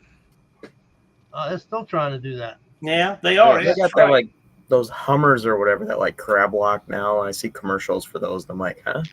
Why? Gimmicks to get people H1, looking dude. for cars. H1 is the only Hummer to have. It's like what's the practicality of it? Of the little tiny one, the little tiny H3. So you can do it in a parking lot and impress your other dorky friends? I don't know. You're Like, supposed hey, to check be this like out. a soccer mom. That's what you're supposed to be. What is it to do? Like parallel park easier? I don't know, but it like Nah. if the wheels are straight, it like does all four wheels just tilt slightly. And Yeah. it's like, what are you doing? That's Did weird. anyone that can parallel park?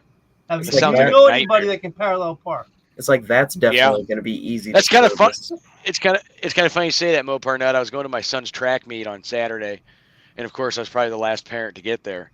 And like all the parking was full, and there was this area where cars parked behind each other in spots, and everyone's passing.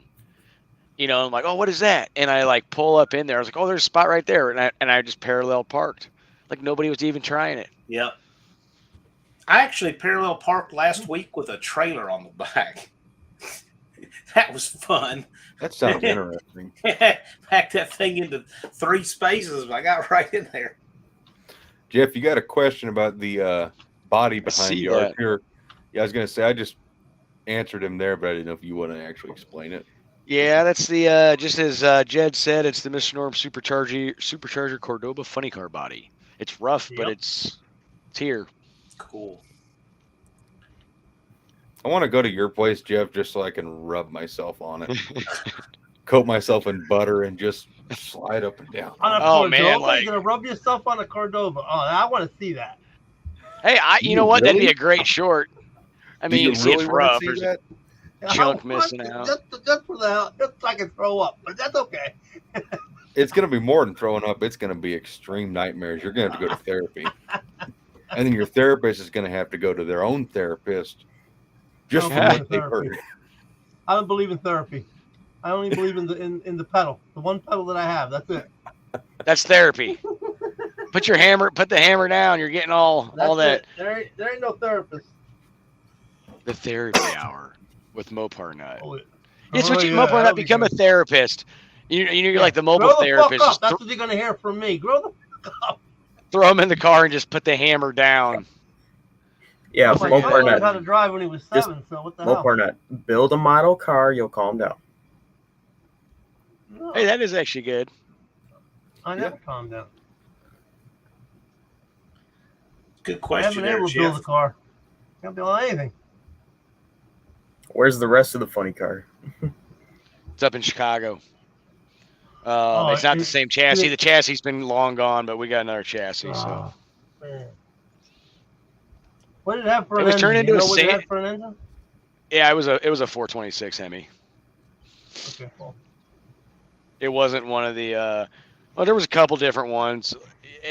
when this car was raced, everyone was stepping up their game to the aluminum block stuff, and Kenny still had a lot of 426s that he was utilizing. What were they running? Donovan's? There was a lot of Donovans, yeah. I do know that from what I've gathered that the chassis of this car was for the 73 and 74 Charger also. It is used the same chassis, and then it was turned into a sand drag rail, of course, because that's intelligent. But to them, yeah, it wasn't worth anything, probably. That's the thing. It's gonna be pretty neat. Like I would say, I'm not gonna be able to start on for a while because of No Name Nationals, but I'm gonna have to flip it upside down. Yeah, Ryan. No, they haven't talked me into a tunnel ram yet, right? Peer pressure. Well, that ain't never gonna happen. Okay. I call him OEM Ryan. Okay. So Hey, Dust Devil. Dust Devil, you can jump in because I need to jump out. I got some stuff I got to get done. I think Brian's still at work technically. You know what though, Ryan, like I don't think I'm ever gonna do another car engine without a tunnel ram.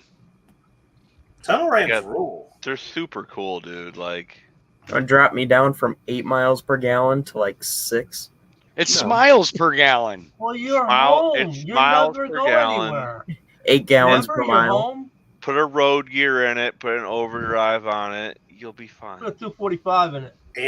Andy gets 16 with 430s. Yeah, That exactly. is a Yeah, but weird what he's got for a comment. tranny? Wilbur, what's he got for a tranny?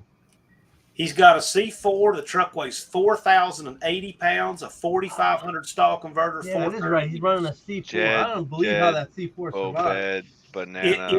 It roasts the clutches about every 100 passes. He has to freshen it up every year. Ryan, that's gas mileage right there, buddy. That is right there is EPA approved for 46 miles to the gallon. You just got to keep your foot out of it, Ryan.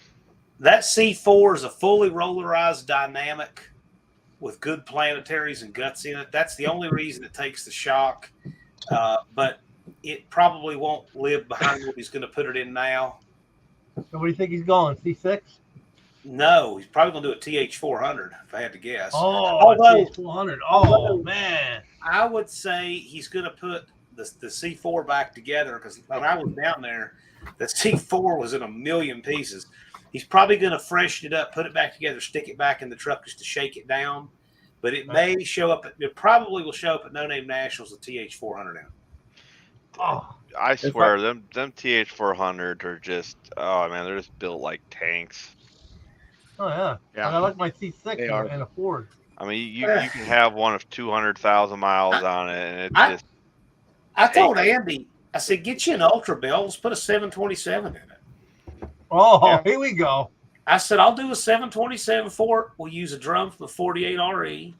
Use the steel, 6-pinion planetary. All right, hey, stupid question here. If he's going that far, why not put a 46 RH or a 518 with an overdrive, and then he can, have an overdrive gear and still have a transmission that's built to handle it. A 518, man.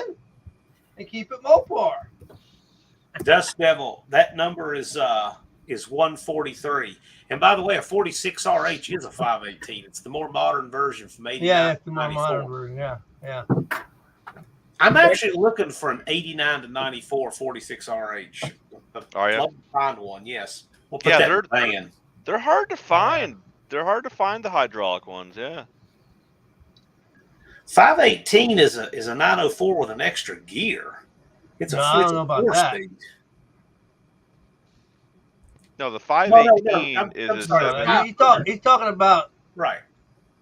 He's talking about a A500 maybe. Yeah, the A500 is. Yeah, the 500. That's what it is. Yeah.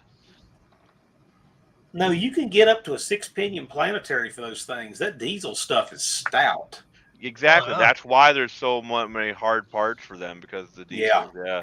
Like, you can really make them just as bulletproof as the 727. Yeah. Real quick, back to the tunnel ram thing for me. Then I would have to track down a tunnel ram, and I'd probably have to track down a pair of 650s or something like it. I see you down there. That guy. So I know. I've been actually- to his house. I've seen it. So here's the thing. I will say for you, Ryan, I understand where you live. And if you don't have like a place where you can keep this car indoors all the time, dedicated, Right. you know, when you live in the kind of conditions like all of us do, we're all Midwesterners pretty much. You get all the seasons. You get rain, you get snow, you get everything. And putting a scoop over a tunnel ram on a big black Chrysler in a B body is nearly impossible. You will never get a scoop that clears over it, especially a raised deck. And you got to basically custom make a scoop, and they never look quite right because they've got to be so god awful tall. And that's the only reason why I'm running a Mopar Performance tunnel ram is because they're considerably shorter than the Y-end units and all the others. And I mean, as cool as it would be, I'm all for tunnel rams. Everything I have will have a tunnel ram on it at some point, but except for the satellite because I'm not cutting the Roadrunner hood. Yeah, no way. But yeah, that's the one thing is it's cool to show off your engine. There's nothing cooler than having carburetors sticking out of the hood. And you can watch them sit there, do their thing, and watch the linkage turn. But you don't want rain getting on your engine, especially if you're out driving and over your engine gets on your valve covers your engine and everything else. It just sucks. Yeah, it's not an F-16. It can't just fly in the rain. That's true. Dangerous to drive in the rain with that much going on. The wider And small tires, the larger, wider tires in the rain. We used to love doing that with a Camaro. But Letter Ryan, if E. you just do decide to break down. That's the other thing is the cost. You know, you have to have two carburetors and they've got to be pretty dang close. They can't just be two random carbs where one's got a choke horn cut off and the other one's still intact because you got to make them match. And so you got two carbs, you got linkage, you got twice as much fuel line going on. You got linkage that typically has to be made to make it adapt to the factory cable if you got a cable or factory linkage. There's a lot to the tunnel ram setup to make it right. And then if you're not real good with carburetors and working with tandem carburetors, it can be intimidating, but it's really not that bad. Jed, I got the Enderly. rack up. It wouldn't be hard to rack up some numbers as far as price wise on something like that. It's not cheap. The Enderly setup for the tunnel ram linkage is by far the easiest and best thing to do because it's only $100 on eBay. That's what I got. Yeah, I've got 5 kits in the parts room. I bought every single small block Mopar and big block Mopar the guys had. I think it was Barnett Racing on eBay. They had a bunch of them. That's what I got. Barnett and I went with Barnett and got their fuel line kit for the double pumpers. I was gonna say I make my own because I wanted like on Jezebel I modeled after like what Birdsong did where they Y together and then they meet in the middle at the front of the tunnel ram. Yeah. I like the way Chris did his, but I want it in all in. You're Ryan, I mean, my setup wasn't cheap, you know. I mean, definitely not cheap, and you factor everything in, buy everything brand new. And Jed, I need to talk to you about something on my carburetors on those. Okay. But I mean, you're looking at they're the quick fuel technology 650 double pumpers. Those are expensive. You know, those are very expensive. I mean, you're talking $1,300 a pair. Yeah. Then you got, you know, the fuel lines on them the kit that I got, there was 200, so that's 15.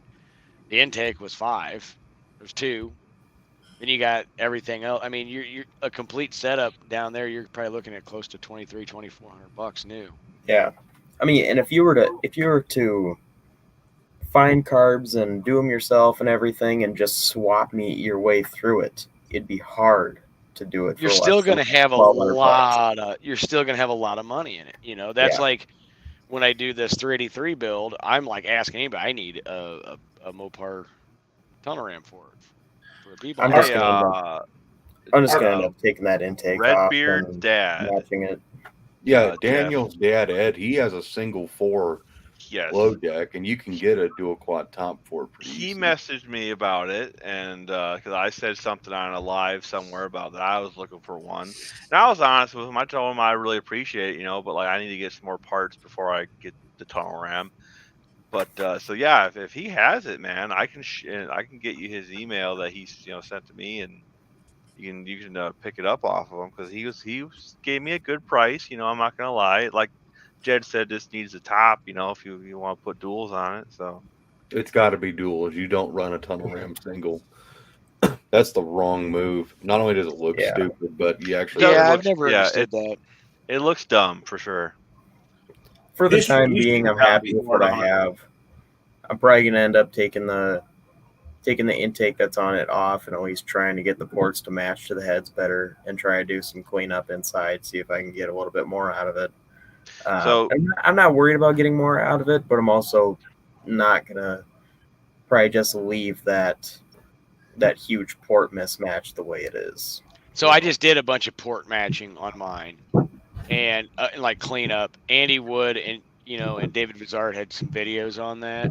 There's some cool little tips and tricks, and Oh yeah. if you're gonna run a carb spacer, when you get whatever you do, Mhm. those carb spacers are never the same size. no.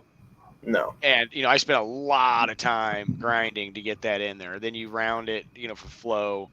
Then you port match everything, and it's a lot of work, man. But it's not terrible. And there's like what I noticed in my intake is like these stupid humps that were in there, And I had talked to Andy, and he said, yeah, that's like a casting thing. Take them out, but be careful because you don't want to make it too thin.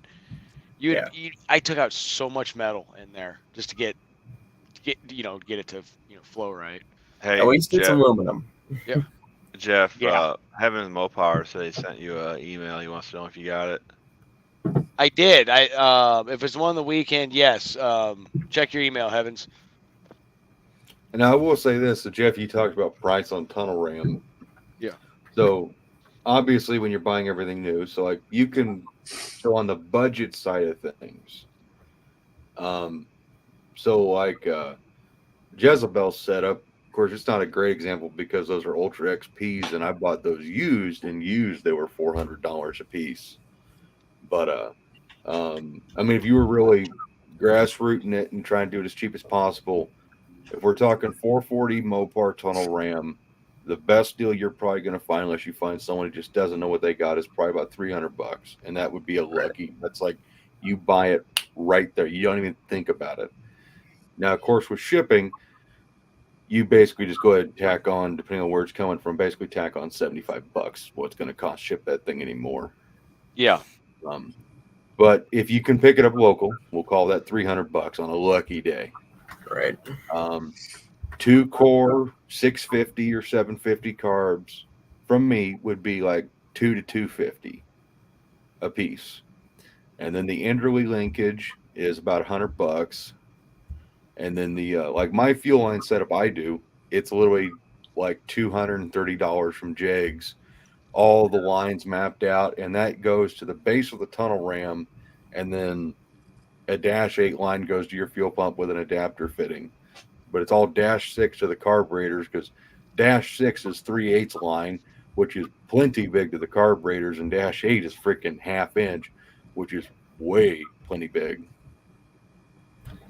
So You look at it too, is like big black Ford stuff, unfortunately, is not cheap either. no. Originally, because I have the shaker, the Ford shaker, and I was looking at like different intakes, and it's like, okay, there's a company I like that made a really good, single plane, 4-barrel intake, and I was going to go with like a 950 on that, and between everything, it's like, well, F it, the price difference wasn't that much difference.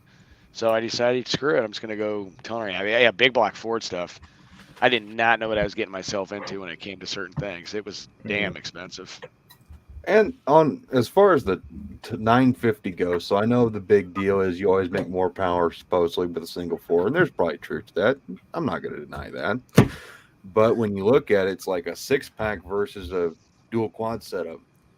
it's all about symmetry. So 8 barrels for 8 cylinders versus 6 barrels for 8 cylinders, or even a single 4. You know, with a tunnel ram, you can almost, if you used an individual runner setup like what Landy or Sox and Martin use, the pro stock guys, the super stock guys, you can literally tune each individual cylinder just like modern fuel injection, because one barrel of the carburetor is feeding one cylinder, and that jet affects only that hole, and your idle mixture screw affects only that hole. Mhm. So, but of course, when you have a street tunnel ram with an upper plenum and it's sharing the pulses, it kind of muddies that up, but you can still get it pretty close. All right. What pump do you run on the tunnel ram? What fuel pump? I run the Carter super pumps, Okay. which is just mechanical. I won't run anything Yeah, electric. mechanical. That's what I'm thinking. Yeah. I've got a mechanical 110 gallon per hour. Yeah, I like the Carter super pumps on the. I've always had pretty good luck with them on high performance deals. I had a lot of guys tell me there's no way it could support 600 horsepower. Prove them wrong. Yeah.